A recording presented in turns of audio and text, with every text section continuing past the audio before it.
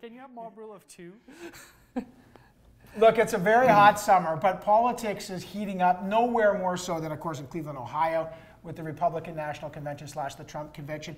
And there's a lot to talk about there, but the thing that's relevant to Canada, and we have 2 leadership races going on, the Conservative leadership race and the NDP leadership race, but what Trump's done, among other things, is he's moved the bar on political conventions of how it's done, how to talk about your opponent, how to debate.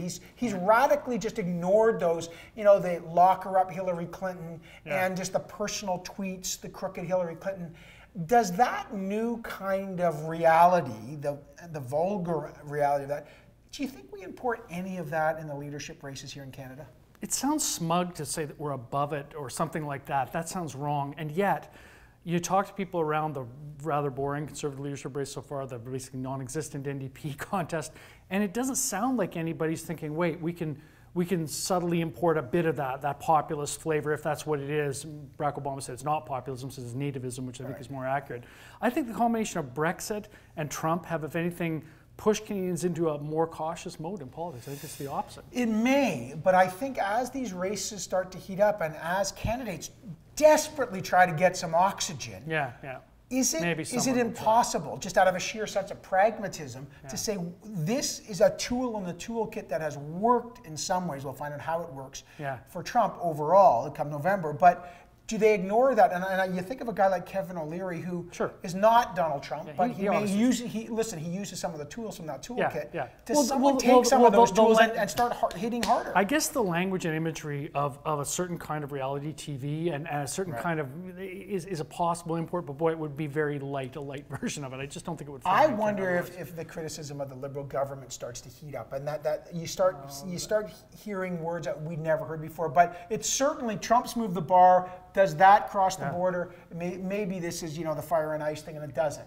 All right, the premiers are in Whitehorse. Right. And they got a lot on the agenda. Health.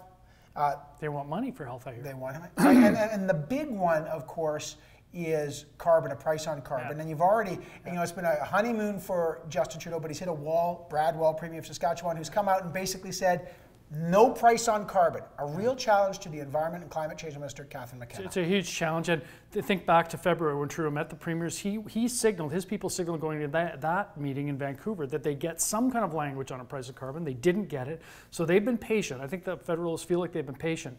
So I suspect this fall we're going to see an actual clash, the first one of the Trudeau government and intergovernmental affairs, and I suspect that, my guess is that the federal Liberals will win it. They have the cards. They're high in the polls. They have some money to spend. Most provinces are more strapped than them. There's more flexibility. They won more it on CPP. They did win it on CPP, although there's issues with that on the Canadian Pension Plan. I think it's going to be, it will really come down to if the minister and Justin Trudeau, this is going to be almost a labor negotiation. It reminds me of Mulroney, you know, get in the room and it's going to be hard bargaining. All right, before we go, one of the big issues is a leak out of the terms of reference in terms of the National Inquiry into Missing and Murdered Aboriginal Women and Girls. And this is fascinating because there's been a long delay, very high expectations, but suddenly a lot of First Nations leaders are unhappy. The issue is this: how much will this inquiry focus on police practices? Some people legitimately think you've got to look at when police screwed up. And some people say if you go down that path, that's all the inquiry will be about, and it won't be about the systemic issues, social issues, economic issues, addiction issues that are at the root of a lot of these tragedies.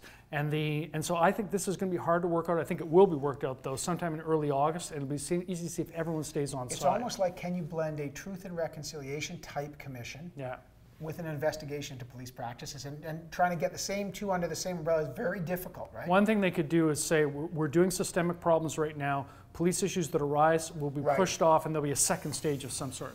All right, that's all we got for you today. Do you kind of wish you were in Cleveland for that? Oh, yes. I wish I was You do? there. Yeah, is that the only time in your life you've wished you were in Cleveland? No, I like the Browns. So and Cleveland has a lot of connections with Canada through the mining industry, which is my family roots. Is that right? Absolutely. I mean, there's layers within layers with John Geddes. Absolutely.